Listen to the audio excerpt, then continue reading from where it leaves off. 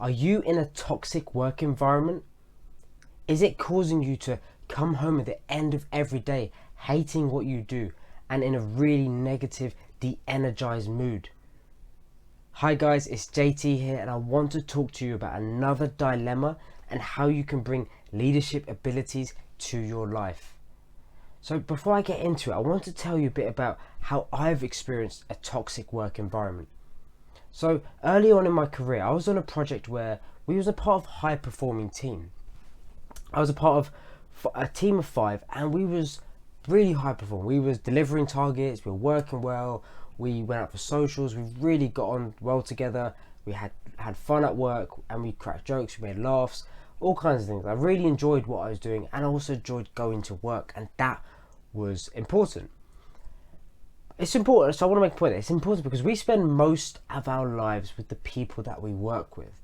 Now, whether this is you work for someone, you're an employee, you're an employer, you are a business person, you're an entrepreneur, whatever you do, you work in charity, you spend most of the time with the people that you work with. So you want to enjoy the time that you spend there, and you want to enjoy the time with people. That's something I feel that's very, very important and is missing in leadership today.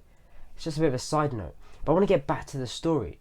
What happened on this project is that we started to have further involvement from the project manager. So for me, I was quite young at the time. I was earlier in my career. Project manager came in and changed the work environment completely. We went from being able to talk openly and honestly in the office to not being able to do that. We were going from having our lunch breaks to working through our lunch breaks. We went from a collaborative, solution-driven culture to a blame culture. These were all things that really got us down, and at the end of the day, it was de-energizing. I went from going to the gym to not going to the gym.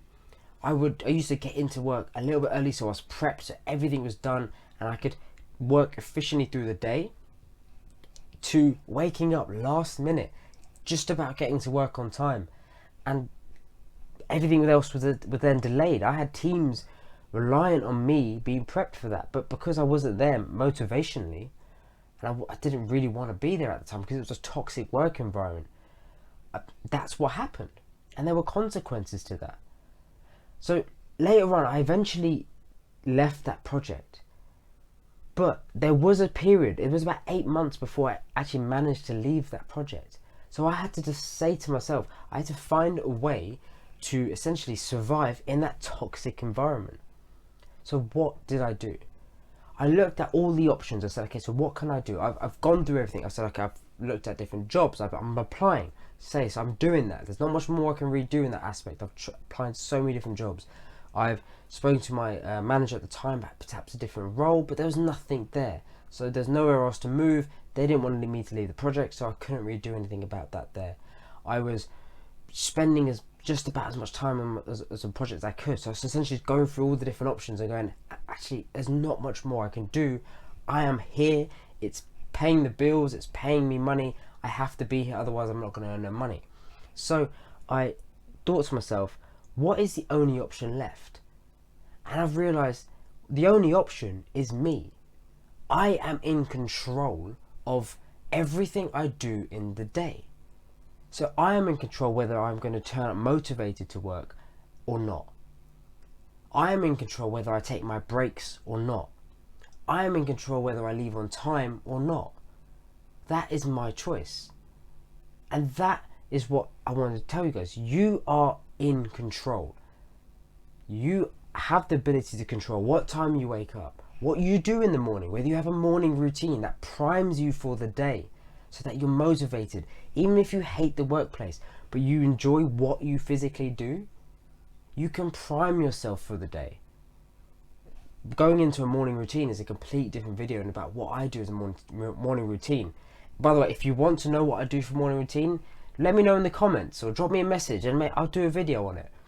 But going through the day, if things get tough and stressful, what language are you using for yourself? Are you using negative reinforcing language, which is getting you down? It's like death by 1,000 cuts, but you're doing that to yourself. You're in control. Are you taking your breaks? Are you going to meetings during your breaks? Or are you saying, look, I'm sorry, I can't attend this meeting, I've got 5 other meetings? Are you leaving on time? Are you going to the gym? That's all within your control.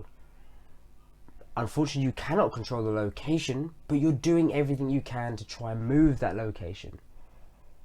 That is the important message here. And the tool to do this, now, the tool to do this is something that it's called an action plan. It's what leaders do, and it's a leadership ability. You sit down and understand what you can do throughout the day. There'll be a link here coming through now, which is one of my videos about how to master your time throughout the day. If you do this, you can understand everything that you're doing and then commit to doing things that only benefit you aside from work, but things throughout the day that benefit you. So these are things like waking up on time, doing your morning routine, leaving early so you're not stuck in traffic. This is priming yourself to be motivated in the car. I don't know, listen to my podcast. By the way, the JT Leadership Podcast is out on Spotify. I haven't said that yet. I was going to say it at the end, but it just happens to come up there. Listen to my podcast on the way to work. Get into work. Have a positive, reinforcing conversation. Don't let the first conversation you have in the day, be a complaining one. I have it where I go to work and people come in and the first thing they say on a Monday morning is it's only 4 days to Friday.